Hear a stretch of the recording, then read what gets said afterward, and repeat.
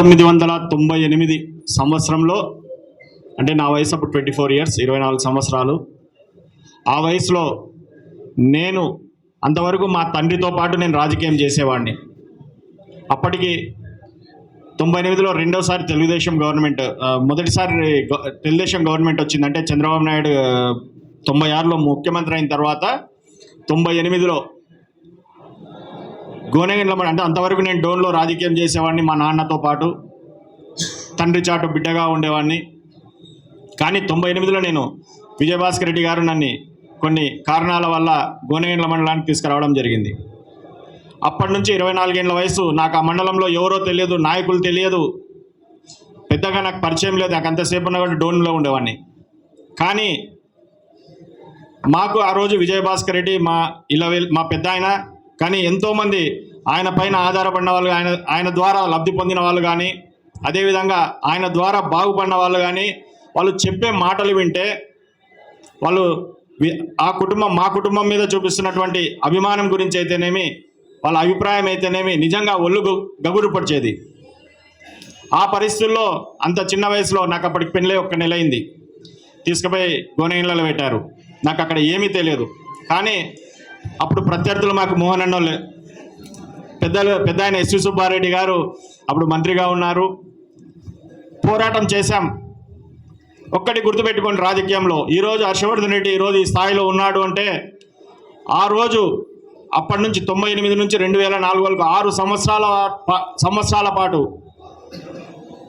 ఎన్నో కష్టాలు పడి, ఎన్నో ఇబ్బందులు పడి, నాయకులకు భరోసా ఇచ్చి, కార్యకర్తలకు భరోసా ఇచ్చి 2004 వరకు మేము రాజకీయం చేసుకుంటూ కార్యకర్తల్ని పోగొట్టుకోకుండా, కార్యకర్తల్ని నష్టపోయినా కూడా అధికారం వచ్చిన తర్వాత వాళ్ళని చూసుకుంటూ, వాళ్ళ బాగోగులు చూసుకొని, ఒకరికి ఆర్థికంగా అవసరం అనుకుంటే ఆర్థికంగా సాయం చేయగలిగాం.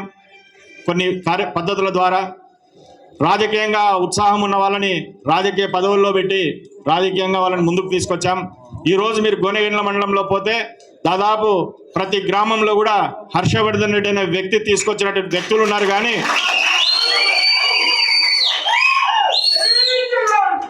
నేను మీకు ఇవన్నీ ఎందుకు చెప్తున్నా అంటే హర్షవర్ధన్ రెడ్డిని పొగుడుకోవడానికి అని కాదు, మీరు దయచేసి అర్థం చేసుకోండి.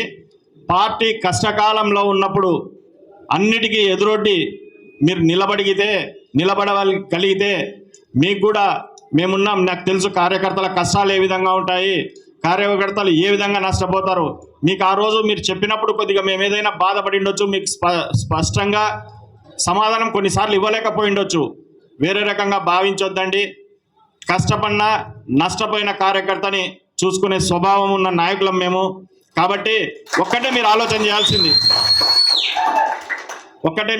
చేయాల్సింది, మన నాయకుడు ఎవరైతే ఉన్నారో ఆయన బాగుంటే నేను బాగుంటాను. మనం నమ్ముకున్న పార్టీ ఏదైతే ఉందో వైఎస్ఆర్ కాంగ్రెస్ పార్టీ, ఆ పార్టీ బాగుంటే నేను బాగుంటానని ఒక నినాదంతో ముందుకు పోతే మనల్ని ఎవ్వరూ ఏమీ చేయలేరు. వచ్చే కష్టాలు కూడా తాత్కాలికమని చెప్పి మన నాయకుడు జగన్మోహన్ రెడ్డి గారు, ఆయన బాగున్నన్ని రోజులు నేను బాగుంటాను.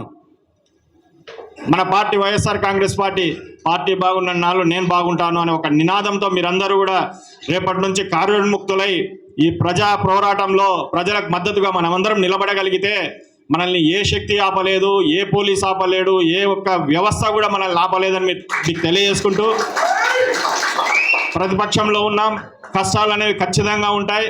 కానీ మనం ఇంత నీచంగా, ఇంత దుర్మార్గంగా మనం అధికారంలో ఉన్న ఏ రోజు ఆలోచన చేయలేదు. కొత్త పద్ధతులు నేర్పిస్తున్నారు, నేర్చుకుందాం. అవసరమైనప్పుడు వాటిని కూడా మనం మన అధికారంలో అమలు చేస్తాము. కాబట్టి ఎవరు నిరుత్సాహపడొద్దండి.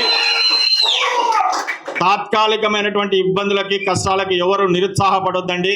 మీ వెంబడి పార్టీ ఉంది, జగన్మోహన్ రెడ్డి గారు ఉన్నారు, స్థానికంగా మేమున్నామని చెప్పి గుర్తుపెట్టుకొని రాబోయే కాలంలో పార్టీకి మీరందరూ కూడా వెన్నుదన్నుగా నిలబడి ఈ కార్యక్రమాన్ని, ఈ రోజు అయితే పార్టీ సంస్థాగత కార్యక్రమంగా ఏర్పాటు చేశామో ఈ కార్యక్రమాన్ని మీరు ప్రతి ఒక్కరు కూడా ఏదో వచ్చినాము, వాళ్ళు ఏదో మాట్లాడారు పోయారని కాకుండా ఈ కార్యక్రమానికి ఒక ఎండ్ తీసుకురావాల్సిందిగా కోరుకుంటూ, అంటే ఈ యొక్క సభ్యత్వానికి ఐడెంటిటీ కార్డ్స్ కోసం మీరు ఇచ్చేటువంటి పేర్లని ఎంత వీలైతే అంత తొందరగా ఇస్తారని ఆశిస్తూ ఇవ్వవలసిందిగా మిమ్మల్ని కోరుకుంటూ సెలవు తీసుకుంటున్నాను. ఇప్పుడు